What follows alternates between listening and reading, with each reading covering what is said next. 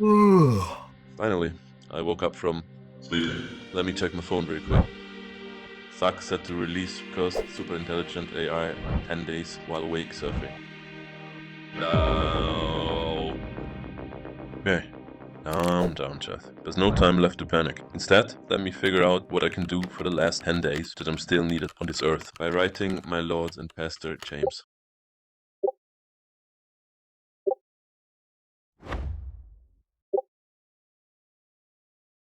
God damn it, brother. What a great freaking idea. But obviously, before one starts with such a life-changing project, you first have to get a basic understanding of how the programming language Brainfuck even works. Brainfuck is a minimalistic esolang, which stands for esoteric language. Esoteric languages are programming languages without the intention for practical use. Rather, they're made as a piece of art, or like in this case, to fuck with your brain. Brainfuck was invented by the Swiss physics student Urban Müller in 1993 to make the smallest possible compiler that is Turing complete. He did this by only providing 8 different commands. In the end, the compiler had a size of about 240 bytes. Now, you may ask, why does anyone need a compiler this small? Honestly, I don't know, and also I don't even care. But how does it work, like actually? Brainfuck uses a tape, which is an array of memory cells. These cells can store integer values. In the beginning, every cell has the value 0. You have one pointer which points at the value of the cell you want to manipulate. You can either increment the value of the current cell by using plus, or you can decrement it by using minus. To move the pointer to the right or left, you can use angle brackets. If you want to input a value, you can use comma and dot to output the value of the current cell. Be careful with this though. If you put in, say, 2, the value in the current address will be transformed to the corresponding ASCII value, 50. And then there are square brackets, which represent loops. Now, the fact that this language only has 8 commands may make you think that this language is easier. Wrong. It's about as hard as debugging a program written entirely in binary, and let's be honest, that's hard. Let's start with our neural net project.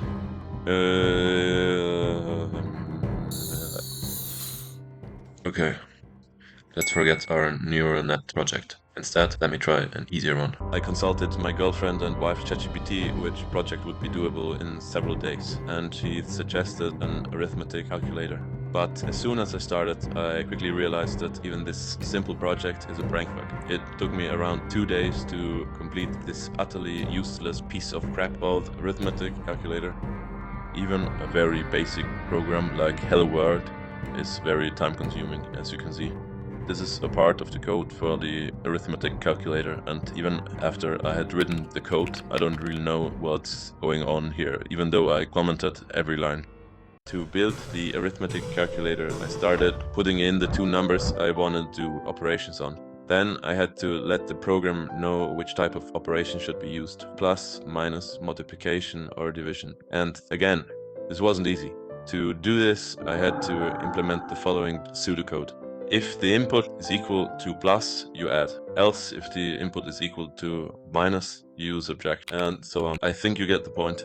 You probably noticed that for this part we need to implement an equality operator, and even this was tedious. First, you have to decrement both cells you want to compare and check whether they hit 0 at the same time. Beforehand, you must copy the value of the cell to another cell so the data won't get destroyed, but you have to copy it to 2 cells since you destroy the original cell, and then you have to copy the value of this cell back to the original cell. Only after this you can decrement both cells to compare them. After brainfucking my brain for the whole day, I was satisfied with my results and fell asleep like a baby trapped in an infinite loop. But a few minutes later, Pastor James aborted the program and I woke up again. It felt like a calling from above. Something told me I have to complete this project tonight, but I was tired, so I fell asleep again.